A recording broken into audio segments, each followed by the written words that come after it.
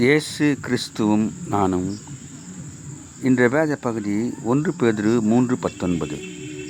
அந்த ஆவியிலே அவர் போய் காவலிலுள்ள ஆவிகளுக்கு பிரசங்கித்தார். அன்பான சகோதர சகோதரிகளே, ஆண்டவர் மரித்த பின்பு என்ன செய்தார் என்பதற்கு மரித்த இயேசு ஆவிக்குரிய நிலையிலே அந்த ஆவிகளுக்கு நற்செய்தியை பிரசங்கித்தார்.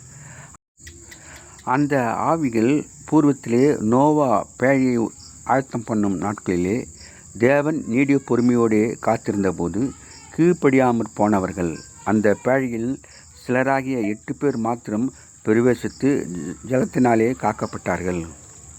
நோவா காலத்தில் தேவனின் பொறுமையை அசட்டை செய்தவர்களுக்கு இயேசுவின் மீட்பு செய்தி அறிவிக்கப்பட்டது.